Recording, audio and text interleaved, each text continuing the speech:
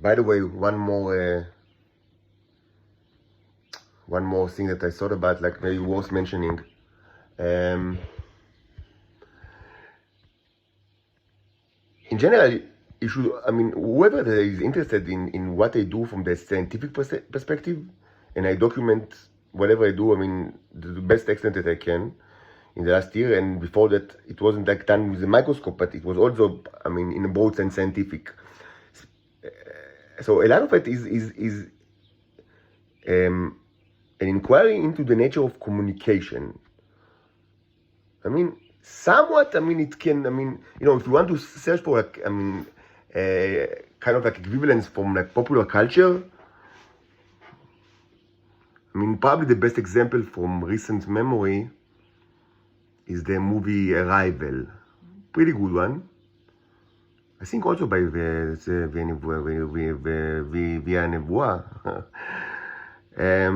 Not an excellent one, but like, I've seen it once and I don't like feel that I need to rewatch it. Unlike Blade Runner 2049, I've seen several times already. But yeah, yes, it's kind of relatively popular. Not that much, but relatively popular and recent. The depiction of investigation into highly dramatized. With actually no need because it's based on actual short story where it's not that is less dramatic, and more sensible. But an inquiry into the nature of alien language. Now, it's not exactly like that, like what you've seen for many, many reasons. And it's unlike any other kind of like,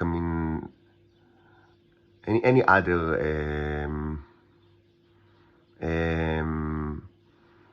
depiction of inquiry into any alien language that I'm aware of. And I've actually, in the past, I've wrote about such, about this kind of like a subgenre of science fiction, and especially I've mentioned his Master's Voice, a novel by Stanislav Lem that I really like.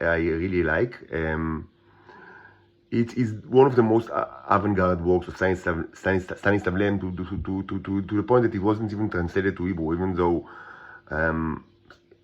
Lev is quite relatively popular and was popular among Hebrew science fiction readers, even during Soviet times, before many of his works were translated to Hebrew even before they were translated from Polish, even before they were translated to English. Because he was, quite popular. But, this is really a work of avant-garde literature that,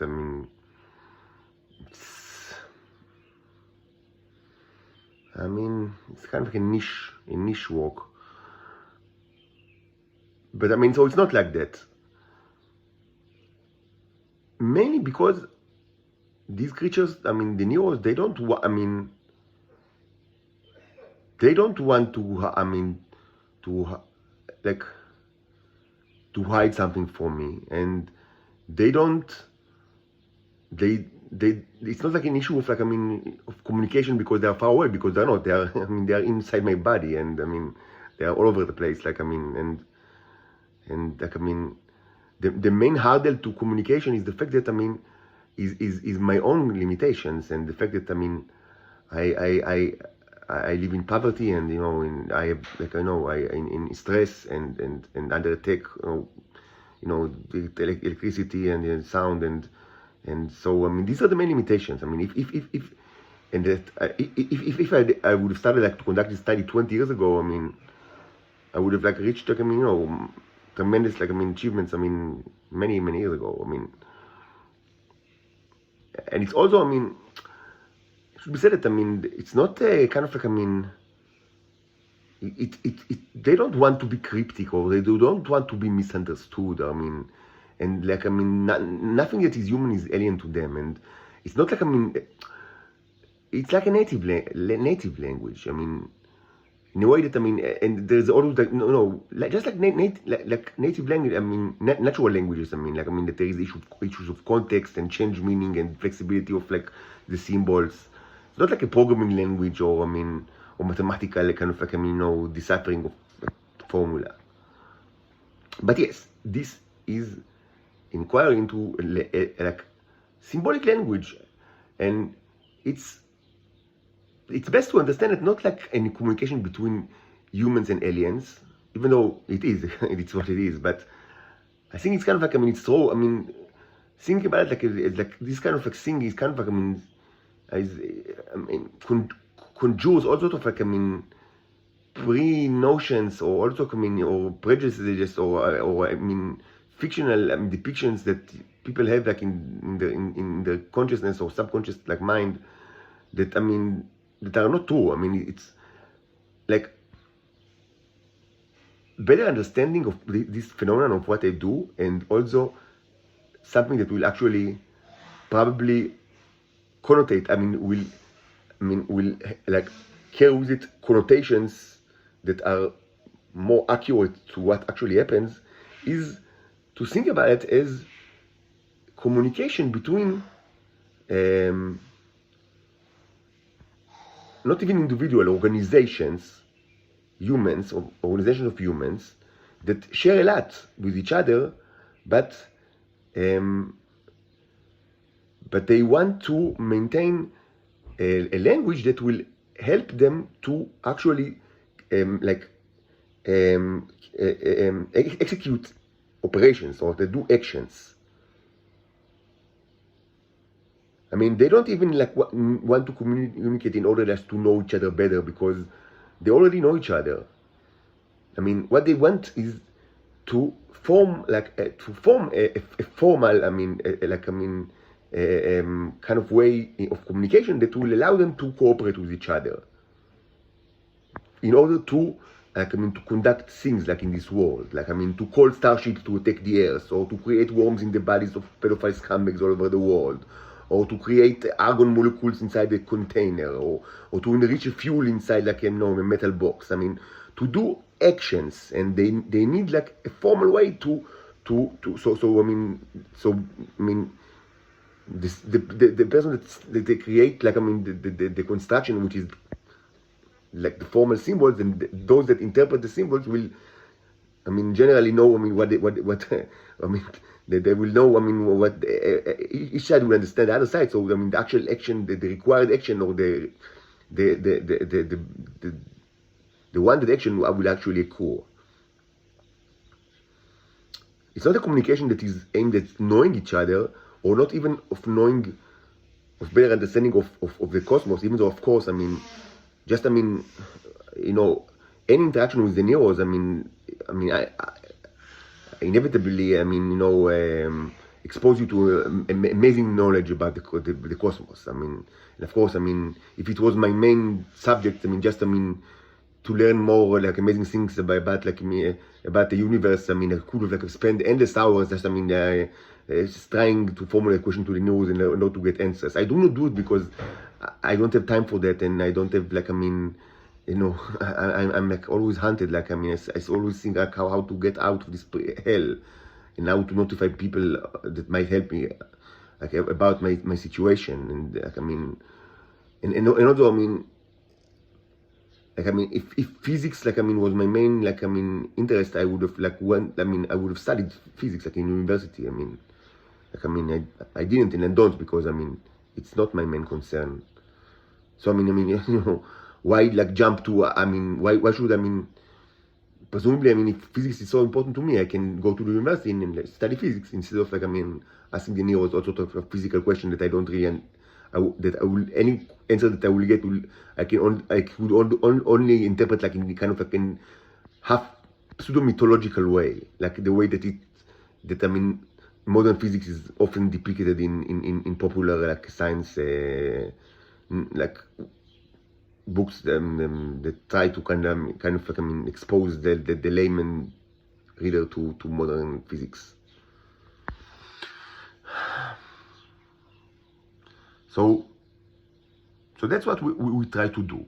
We try to maintain a language. Now, in order to do it, and another thing that is different from many popular depiction of study of inquiry into alien language is that again the aliens in this case, both the humans are not humans because I'm not a human, and the aliens are not aliens So it's not it's not humans and it's not the aliens. I mean, so it's not exactly like what you I mean, but nothing is exactly like the other. But I mean, an important thing is that I can also if it's important to me, I can determine I can decide that, I mean, that a certain symbol signifies something, and then it will be part of the language. I mean, it's not like, I mean, like, that you try to decipher, I mean, the language of the Maya, which was it was the holy grail of linguists, I mean, for a long time, until the 1960s, when it was actually done, at least to some extent, which was the important thing that to start. It was done by like a Soviet scholar during the 1960s. But for a long time, I mean, the people didn't understand, like, have no clue how to decipher the language. And the Maya are interesting because they were the only ones that had written a language in them, both North and South America. And unfortunately,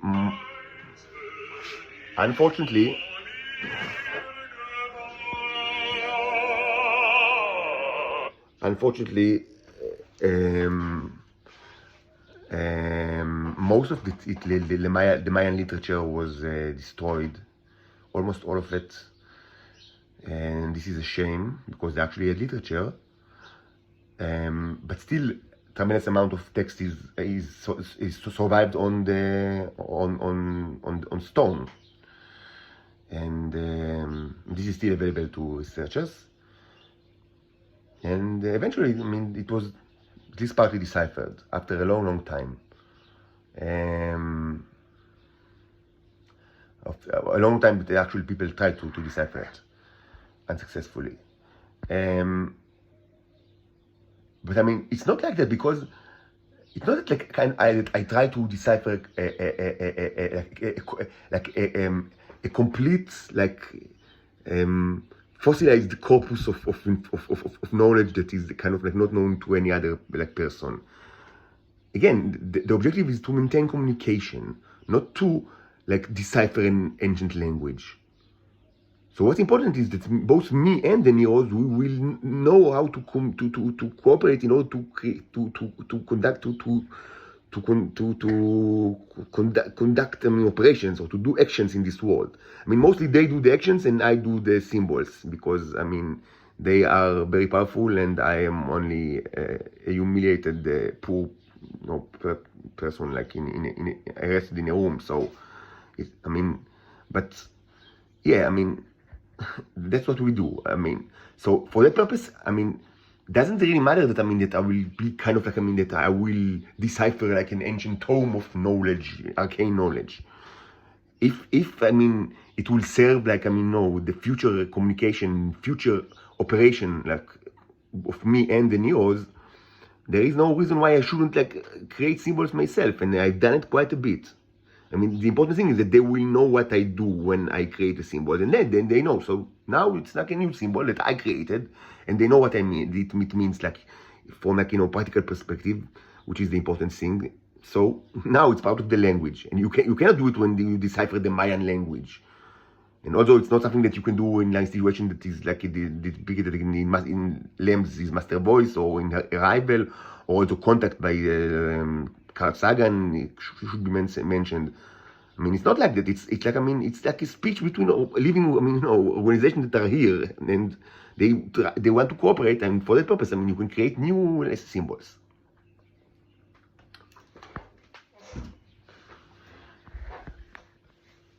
But even though, I mean, these languages is very fluid, and kind of and to a great extent, it's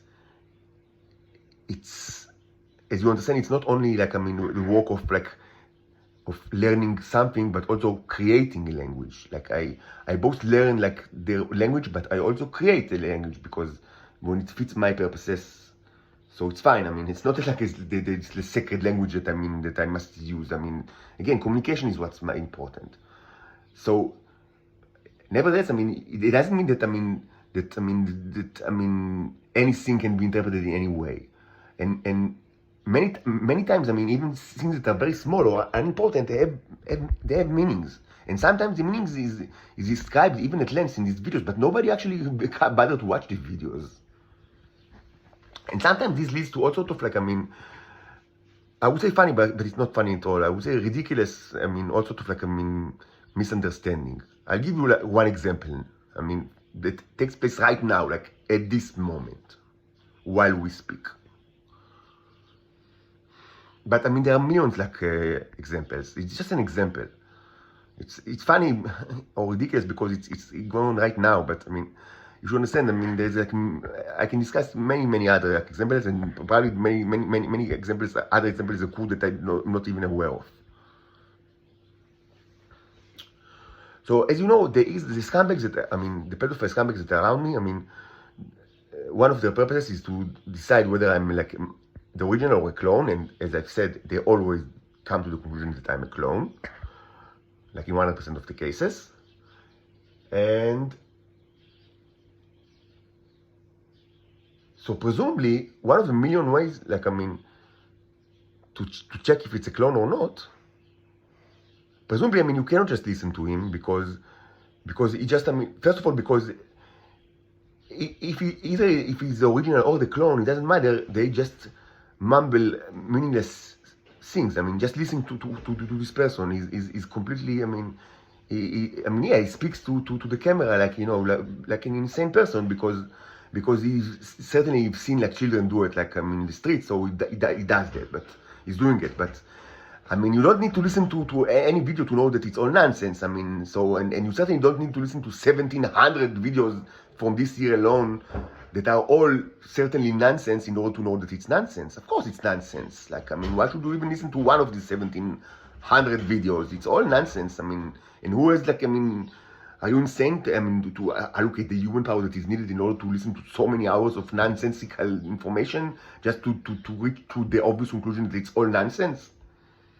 So, just by hearing the voice, and that wouldn't give you anything, because, of course it's nonsense, and of course, the person that, uttering this nonsense is a clone.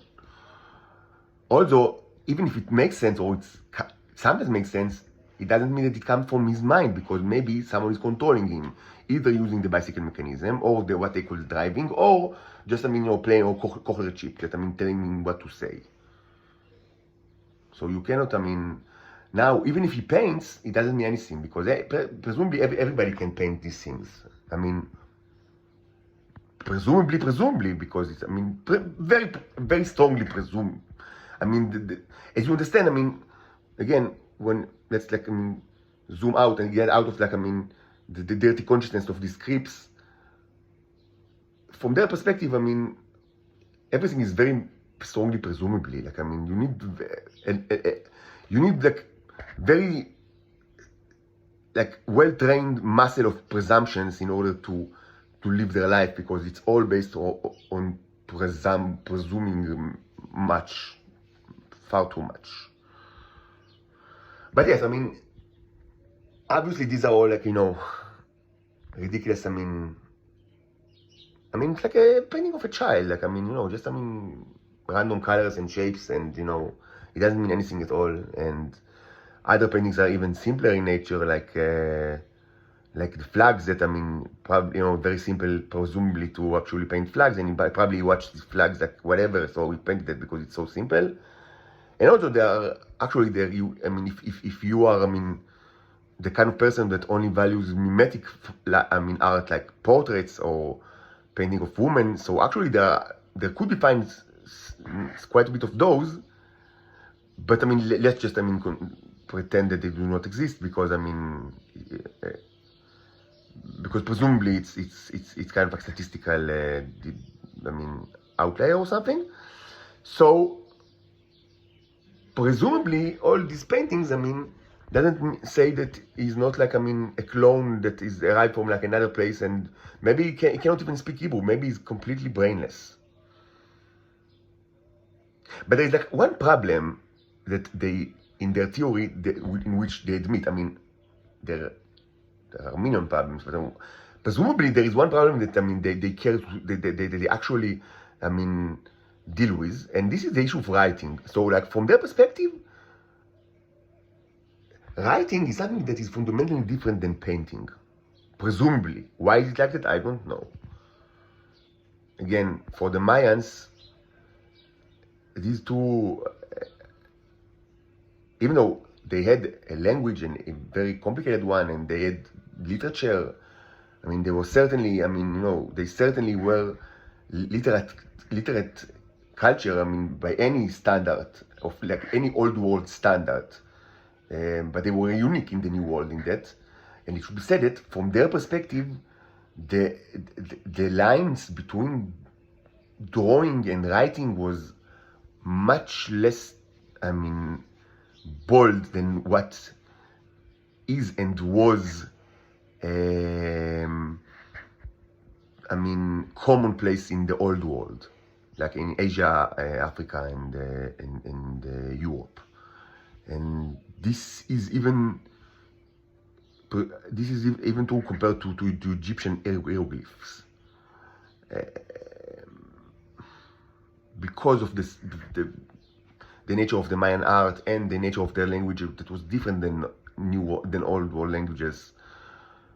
And so, just to say that even among humans, writing and drawing and painting are not. These are. I mean, these are. They are strongly related, of course. I mean, human activities, and sometimes, I mean, it's difficult to kind of like differentiate. I mean, you know, to draw the line between those actions. And this is true for different reasons. I mean, you know, famously in Islamic art, I mean, it's very famous. That, I mean, again, because I mentioned it yesterday, that most Muslims, I mean, almost all, I mean, they adapted a very rigorous transcendentalism, like, I mean, like a view of God in strict transcendental terms. And this also predicates, I mean, or necessitate very strong rejection of most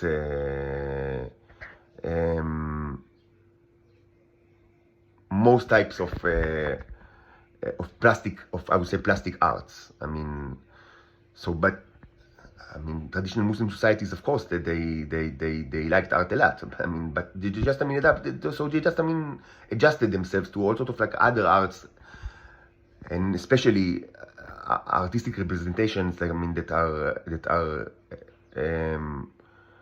consist of texts, but in an artistic way. Like, I mean, so you sometimes it's difficult to be like to say that, I mean, when writing stops and art begins. Like, I mean, it's because it's mixed together, and it was like that like more than 1,000 years ago. It's not something new. So there are lots of reasons why. I mean, but from the perspective of the pedophile scumbags of Israel, it's something completely different. Like, I mean, yeah, painting, yeah, they can. I mean, the robots, I mean, the robot clones can paint, but they cannot write for some reason. So they watch these two. So now, I mean, they need to find like ways to prove that I'm a clone, and I'm always a clone. I mean, there is no other option. Ontologically, they said there is no difference between a clone and non-clone. You just need to find the reason why this creature is a clone. So you can watch these two paintings, one above the other, very similar ones. But it's obvious that, what's obvious about it?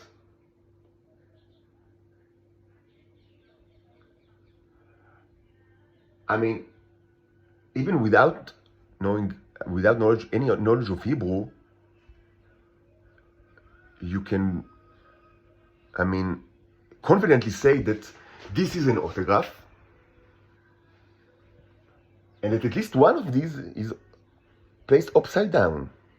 And if you have any kind of knowledge of Hebrew, you know that this one is presumably the one that was hanged upside down.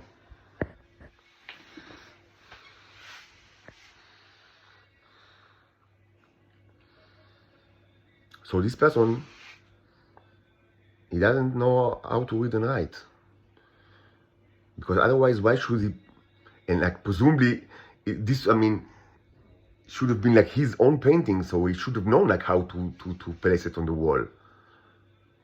But he doesn't know even like, he have no like understanding of written language. That's why he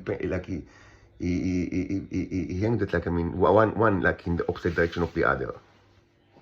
because he's a clone.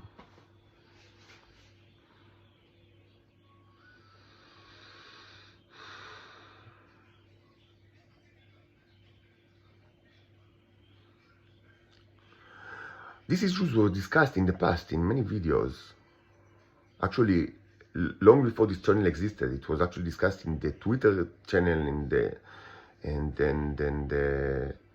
and Facebook. So I mean, not only that, I mean, you expect us to actually watch your lengthy and boring 1700 videos in this channel that are all made out of like endless hours of blabbering and bullshit. You also now expect us to listen to videos and or records that were made like more than a year ago in Facebook and Twitter. I mean, and also Evernote, we don't know how many hours of meaningless like speech and that you recorded yourself like a little child that thinks that, I mean, these words matters. I mean, are you insane? It's all meaningless. I mean, so I mean, I have no solution for you humans. Like I mean, you want the TLDR, like, I mean, who are these aliens? And like, I mean, you want everything. I mean, you want like the aliens to give you like, I mean, all the secrets of this universe, but you want it like in 10 words, not more than that. Because I mean, it must be something that's very short, like to fit like, I mean, the time slot of your superiors that presumably are very busy, and the alien, encounter, the alien spaceships that, I mean, are going to exterminate all humans. It's just, I mean, one point in the agenda of today, like, I mean, so it must be summarized like in a sentence, because otherwise it's too long to be of interest to your leaders. I understand it, but I cannot summarize my existence and the existence of the aliens and technologies beyond your imagination in one sentence. I just cannot do it. I mean, I'm sorry, it's impossible. You asked the impossible. So all this was discussed even before this channel existed, 2 or 3 years ago. Actually, it's a just, I mean, I'm not going to get too much into it, but very, very briefly, I should just remind you of the following. First, you should ask yourself, why is there even an autograph? From the Neo perspective, this is not, it's not what you think it. I mean, it's not like what humans, like, I mean, it's not used for the same purposes that is used by humans. And also the fingerprints that I one time used, they are also not used for like as a way of authentication. No. So you can ask, how can you authenticate yourself? Like, I mean, from the Neo perspective, like when you create a work of art, there is no way to do. I don't know of such a way. They just know who I am, and they don't need any way to authenticate. I mean, and they don't care about like what you think. Like, I mean, fuck you. I mean, you are the microbes. I mean, relatively recently, I discovered that again, all these canvases are huge alien containers, so it's probably impossible to fake it. I mean, I don't know. I mean, you probably cannot fake my paintings at all, because they are all alien containers with millions of robots and synthetic life forms. So I mean, how can you fake it? But I mean, nothing. I mean, both the autograph and the painting from the Neo perspective, they are not authenticators. They have meanings, but I don't want to get into it. This is first. Second, what they mean things, I've spoken about it in the past, let's not get into it. Second,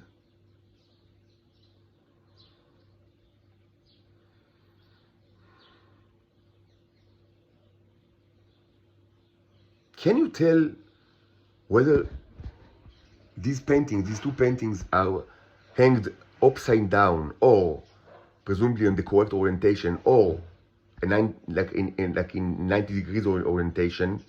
Can you tell it without the autograph?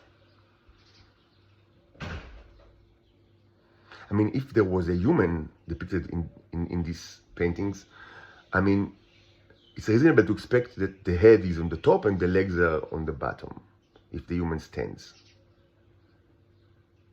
But if it's a space or opera scene, what does it even matter? Like, I mean, what does it even mean upside down? Even if I mean, the globes, I mean, would have contained like realistic maps, and they do not, and it's done for purpose. And I spoke about it in the past. Let's not get into it. But even if it was completely realistic, why should Australia be like down around there? Maybe they should be on the top or on the side. This is just a convention. So you can say no. They can be either like on top or on the bottom because I mean because of the magnetic field of the Earth. But I mean, why should I mean the magnetic field? I mean, why should the magnetic consideration dictate like how the what's the presumably the correct or the standard way to depict the Earth? I don't know. So actually, without autograph, there was no way to know what is upside, what's the correct way to hang these paintings. So maybe there is no correct way. Maybe you can paint, I mean, hang it however you want.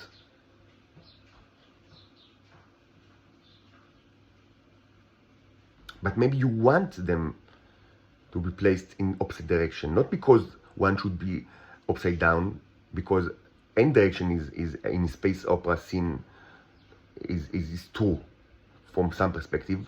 But what's important is the duality, the fact that they are hanged in opposite directions. And the only way to know that they are actually like that is with the autograph. It's not the only way, but it's the only way that is manifested in these paintings. Because of the autograph. Because of the autograph, you know that they are placed in opposite directions.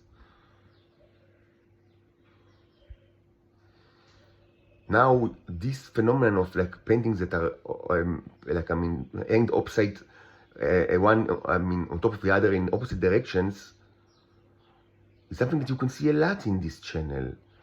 Actually, many were I mean actually hanged in this room in the back wall that now is empty.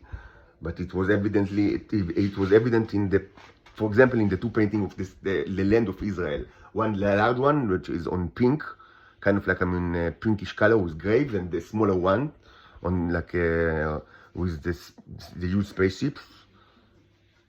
So so the one on the top was I mean the direction was I mean the normal, I mean what's considered normal, like the north is on the top, but the one I mean the one below was in the opposite direction.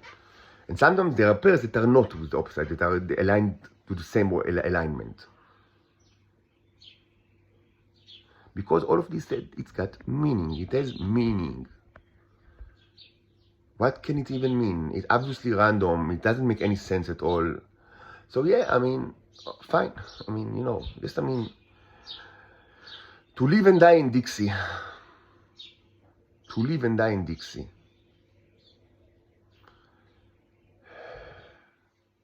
To live and die in Dixie. Humans.